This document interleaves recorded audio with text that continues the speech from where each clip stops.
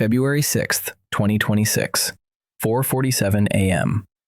Police surround a £7 million mansion in Wiltshire, England. Inside, Peter Mandelson, former cabinet minister, UK ambassador to the United States, one of the most powerful men in British politics.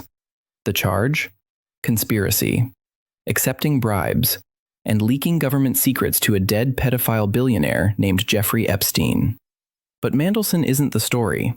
He's just the beginning, because the real scandal, the one that's been buried for years, involves someone far more powerful, someone protected by the palace, by the government, by the entire British establishment. Prince Andrew, the Duke of York, the Queen's son. And yesterday, new court documents were unsealed, documents that reveal exactly what he did on Jeffrey Epstein's island, with underage girls, for years. The royal family paid £12 million to make this go away, but it's not going away. I'm James Mitchell, and what I'm about to show you will make you question everything you thought you knew about the British monarchy. Let's talk about the Epstein files, and the prince who got away with it. First, if you don't know who Jeffrey Epstein was, let me explain. Jeffrey Epstein was a billionaire financier, hedge fund manager, socialite, friend to presidents, prime ministers, billionaires, and royalty. He owned a private island in the Caribbean, a mansion in Manhattan, properties around the world, and he used that wealth, that power, to run one of the most evil operations in modern history: sex trafficking of children, girls as young as 14, for decades. He would recruit vulnerable girls, poor families, broken homes, promise them modeling careers, education, money. Instead, he abused them, and he trafficked them to his powerful friends: Bill Clinton, Donald Trump, Alan Dershowitz, scientists, CEOs, politicians, and royalty. Prince Andrew. Epstein's operation worked because of one woman, Ghislaine Maxwell, British socialite, daughter of disgraced media tycoon Robert Maxwell, Oxford-educated, connected to everyone in British high society. She was Epstein's recruiter, his madam, his partner. She would find the girls, groom them, deliver them. In 2019, Epstein was finally arrested, charged with sex trafficking, facing life in prison. And then, August 10th, 2019, he was found dead in his jail cell. Suicide, officially. But here's the problem. The cameras mysteriously malfunctioned. The guards fell asleep. And Epstein, who had dirt on the most powerful people on Earth, was silenced. Ghislaine Maxwell was arrested in 2020, convicted in 2021. She's currently serving 20 years in a U.S. federal prison. But the list, Epstein's contacts, his clients, the men who abused these girls, that list was sealed. Until now. Because this week, new files were released, and Prince Andrew's name is all over them. Let's talk about Prince Andrew, the Duke of York, third child of Queen Elizabeth II. For years, rumors swirled about his friendship with Jeffrey Epstein. Flight logs showed Andrew flew on Epstein's private jet, nicknamed the Lolita Express, multiple times. Photos surfaced of Andrew at Epstein's Manhattan mansion, on his island, at parties. But the palace denied everything. Friendship only, no wrongdoing, conspiracy theories. Then, 2019, Virginia Giuffre came forward. She was 17 years old when Ghislaine Maxwell recruited her, trafficked her, and delivered her to Prince Andrew. Virginia testified, under oath, that she was forced to have sex with Prince Andrew 3 times, once in London, once in New York, once on Epstein's island. She provided photographs, witness testimony, flight records, and Prince Andrew's response? Denial. He went on BBC Newsnight in November 2019, one of the most disastrous interviews in royal history. He claimed he'd never met Virginia, never been to the places she described. He said he couldn't have been sweating at a nightclub in London, where Virginia said they met, because he had a medical condition that prevented sweating. He claimed he was at Pizza Express in Woking that night. Pizza Express. The British public didn't buy it. The interview was a catastrophe. Andrew looked guilty, evasive, entitled.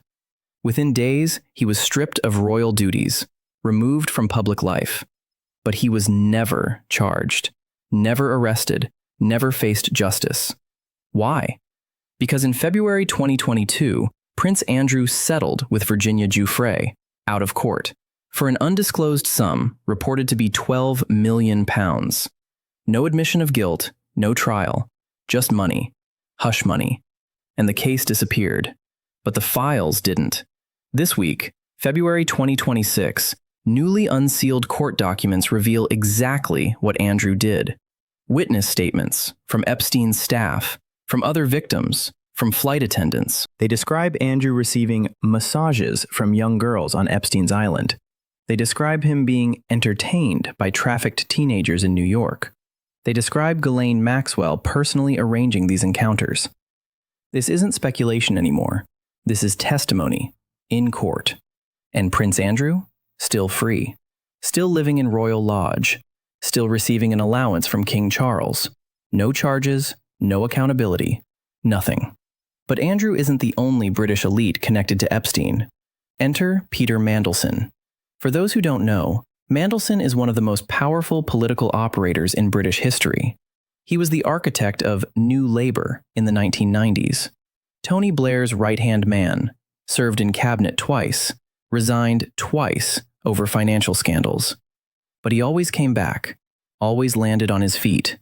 In December 2024, Keir Starmer appointed him UK ambassador to the United States, a prestigious role, representing Britain in Washington. But in September 2025, leaked emails revealed Mandelson had a relationship with Jeffrey Epstein. He called Epstein my dear friend, his best pal. Mandelson visited Epstein's properties, flew on his jet, attended his parties. Starmer was forced to fire him. Embarrassing, but manageable. Until this week.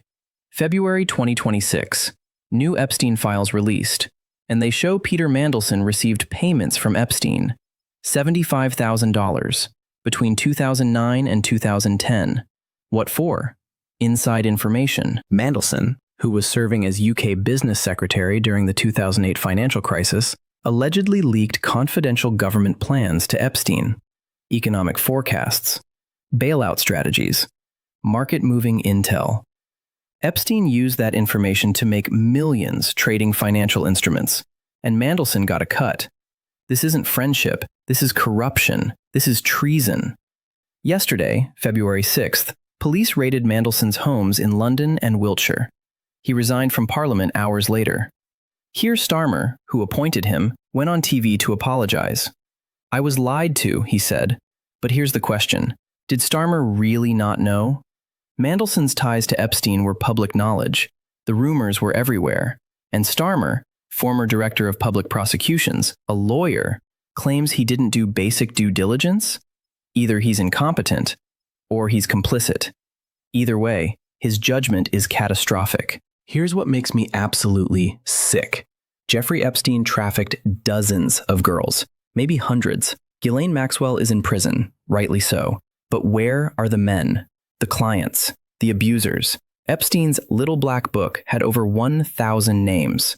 Politicians, CEOs, celebrities, academics. Bill Clinton flew on Epstein's jet 26 times. Donald Trump was photographed with Epstein at Mar-a-Lago dozens of times. Alan Dershowitz, Harvard professor, is named in multiple victim testimonies. And in the UK, Prince Andrew, Peter Mandelson. How many others? We don't know, because the files are sealed. The FBI has Epstein's hard drives, his videos, his records, and they're sitting on them. Why? Because the people implicated are too powerful. Arresting Prince Andrew would bring down the British monarchy. Charging senior politicians would destabilize governments. So instead, they protect them. They settle. They silence victims with money. Virginia Giuffre got £12 million. And in exchange, she had to sign an NDA, non-disclosure agreement. She can't talk about what Andrew did. She can't name other men. She can't testify. She's been bought. And that's how they all get away with it. This isn't justice. This is a cover-up. The establishment protects its own. Always has. Always will. Unless we demand accountability. Let's step back for a second. What does this scandal tell us about Britain? It tells us that power, real power, operates above the law. If you're a prince, you can sexually abuse trafficked teenagers and walk free. If you're a senior politician, you can take bribes from pedophiles and only face consequences when you're caught. If you're rich enough, connected enough, powerful enough, the rules don't apply. Meanwhile, ordinary British people? A teenager steals a phone? Prison. A single mom claims benefits she wasn't entitled to? Prosecuted. But Prince Andrew? Peter Mandelson? Protected. This is the reality of British society in 2026. We're not a democracy. We're not a meritocracy. We're an oligarchy, ruled by elites who are accountable to no one. And the institutions we're supposed to trust, the monarchy, the government, the police, they're all complicit. They knew about Epstein. For years. The FBI knew, MI5 knew, Scotland Yard knew, and they did nothing. Because protecting the powerful was more important than protecting children. Let that sink in. The British establishment chose Prince Andrew's reputation over justice for rape victims. They chose Peter Mandelson's career over prosecuting corruption. They chose themselves over us. And unless we hold them accountable, this will keep happening. So here's my question to you. Are you going to accept this? Are you going to let Prince Andrew live in a palace while his victims live with trauma? Are you going to let Peter Mandelson resign quietly while his crimes go unpunished? Are you going to let the establishment bury this again? Or are you going to demand justice, real justice? Not settlements, not NDAs, not cover-ups, arrests, trials, convictions. The Epstein files are out there. The evidence exists. We just need the courage to ace on it. Share this video, tag your MP, demand accountability. Because if we stay silent, they win. And those girls, those children who were abused, they lose. I'm James Mitchell, and I'll see you in the next one.